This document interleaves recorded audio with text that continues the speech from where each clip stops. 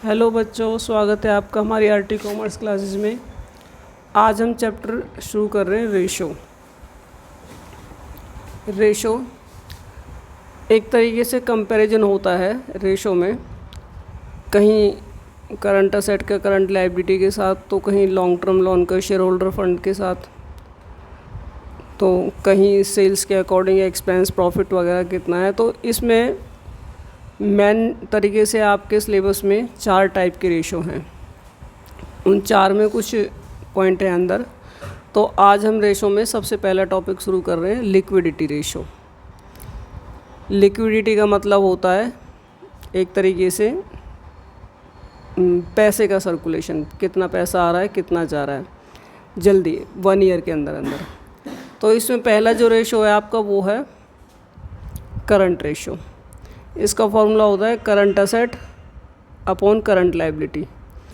Current asset कौन सी होती हैं? जो या तो कैश में होती हैं या उनको जल्दी ही कैश में कन्वर्ट किया जा सकता है, यानी कि विद इन 1 ईयर। जैसे cash in hand, cash at bank, inventory, debtor, BR. Debtor और बीआर दोनों को मिला के ट्रेड रिसीवेबल यानी टीआर भी कहते हैं। Stock, prepaid expenses, advance tax, accrued income, marketable security और शॉर्ट टर्म इन्वेस्टमेंट, ये सभी हमारी करंट असेट होती हैं जो या तो कैश में होती हैं या जल्दी इनको कैश में कन्वर्ट किया जा सकता है। करंट लायबिलिटी, जिनकी पेमेंट हमें 1 ईयर के अंदर अंदर कर देनी होती है। Outstanding expenses, advance income, creditor, bills payable.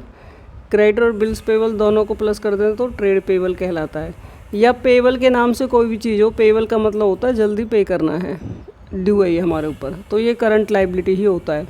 Bank overdraft, short term loan या शॉर्ट टर्म बोरिंग, ये सब हमारी करंट लायबिलिटी होती है। इसका जो आइडियल रेशो होता है वो 2:1 होता है।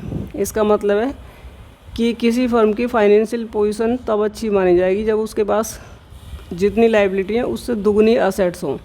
आंसर इससे ज़्यादा भी हो सकता है, कम भी हो सकता है। इससे कमेंट किया जाता है कि हमारी फर्म की फाइनेंशियल पोजीशन अच्छी है या बुरी है। अगर मान लीजिए रेशो 3:1 हुआ तो इसका मतलब बहुत अच्छी है, और 2:1 से डाउन गया तो अच्छी नहीं है। लिक्विडिटी में हमारा दूसरा रेशो है क्विक रेशो। इसे आप एसिड टेस्ट रेशो या लिक्विड रेशो भी कहते हैं।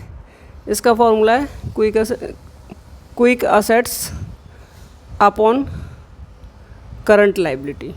क्विक असेट्स कौन कौन सी होती हैं?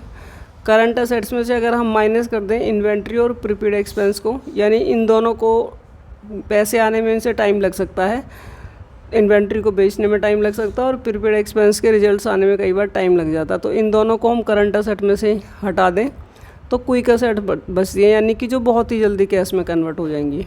करंट लायबिलिटी वही है, तो quick assets upon current liability 1:1। इसका मतलब है कि जितनी भी हमारे पास करंट लायबिलिटी है, हमारी फर्म के पास इतना पैसा हमेशा होना चाहिए कि जब भी पेमेंट करनी पड़े हम कर दें।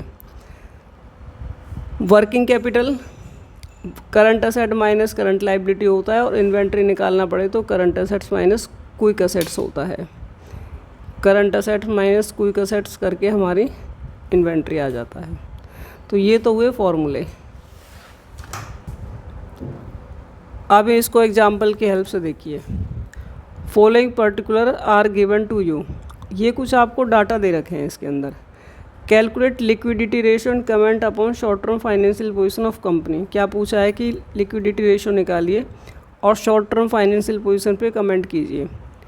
तो यहाँ तो सारी चीज़ें दे ही रखी हैं, तो इसमें आपको ढूंढ ढूंढ के निकालनी है। पहले करंट रेशो का फॉर्मूला लिख दीजिए, current asset upon current liability, क्योंकि लिक्विडिटी में दोनों रेशो आ गई, करंट रेशो भी और क्विक रेशो भी। तो पहले हम करंट निकाल रहे हैं। अब इसमें करंट असेट कौन कौन सी हैं देखिए। ट्रेड रिसीवेबल है, कैश एंड बैंक बैलेंस है, इन्वेंट्री है, एडवांस टैक्स है, ये सब हमारी current asset. Marketable security, trade receivable, ये सब हमारी करंट असेट्स हो गई। अब देखिए करंट लायबिलिटी कौन कौन सी है। करंट लायबिलिटी में हमारा trade payable, rent payable, dividend payable. Payable के नाम से जो भी चीज़ें वो सब आएंगी। शॉर्ट टर्म बोरोइंग और शॉर्ट टर्म प्रोविजन में प्रोविजन फॉर टैक्स, ये सब आपने ऐड कर लिया। 7,20,000 की करंट असेट और 2,40,000 की करंट लायबिलिटी हैं। इसको कर दिया, सॉल्व कर दिया, कैलकुलेशन कर दी, तो रेशो इसको 3 से जा रहा है, तो ये 1:1 तो अपने आप लगाते हैं, बाकी आगे का ही आएगा काट के।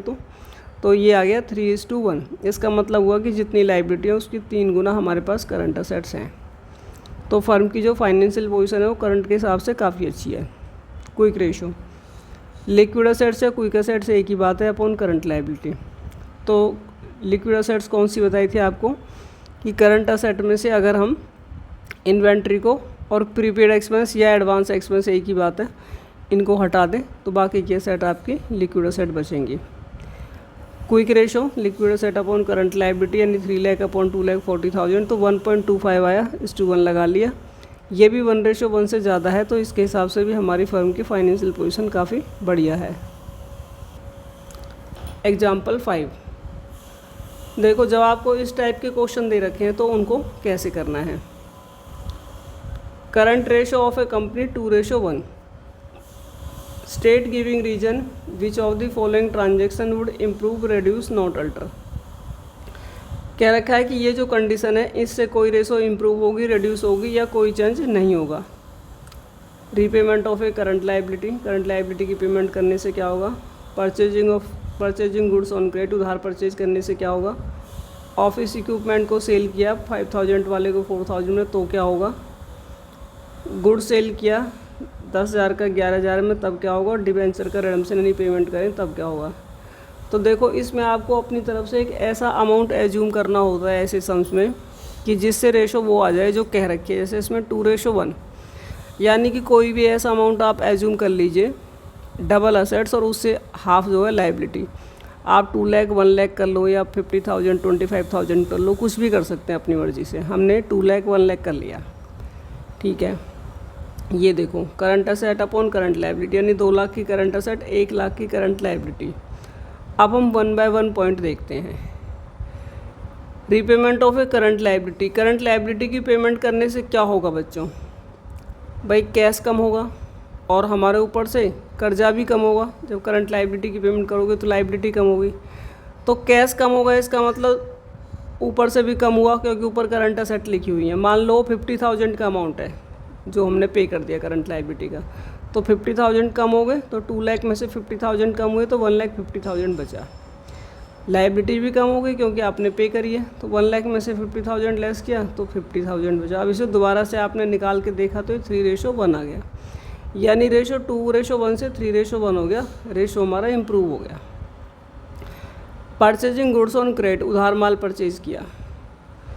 बेसिक वही अमाउंट लेके चलना जो पहली बार में आपने माना है, 2 लाख डिवाइड बाय 1 लाख। मान लीजिए 25,000 का माल आपने उधार परचेज किया, तो उधार परचेज करने से क्या होगा। उधार है तो कर्जा बढ़ेगा, करंट लायबिलिटी बढ़ेगी, और माल खरीदा है तो स्टॉक भी बढ़ेगा यानी इन्वेंट्री बढ़ेगी, तो करंट असेट भी बढ़ी और करंट लायबिलिटी बढ़ी। आपने दोनों तरफ प्लस ही कर दिया। दोबारा से सॉल्व करके देखा तो 1.8 हो गया। अब 1.8:1 जो कि 2:1 से कम है, यानी कि रेशो रिड्यूस हो गया, current ratio is reduce.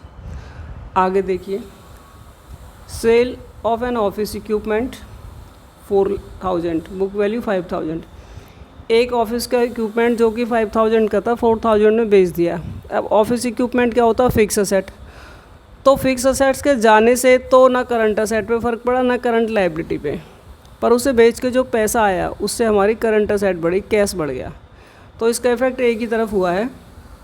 2 lakh की आपने करंट असेट मान रखी है, उसमें 4,000 और बढ़ गई, तो 2 लाख 4,000 होगी डिवाइड बाय 1 लाख। आपने इसे सॉल्व किया तो 2.04 हो गया, जो कि 2:1 से ज़्यादा है, तो इम्प्रूव हो गया रेशो।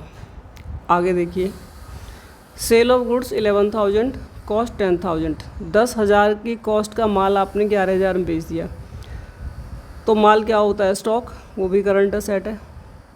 बेच के पैसा आ गया, वो भी करंट असेट है। तो एक असेट कम हुई और एक बढ़ी।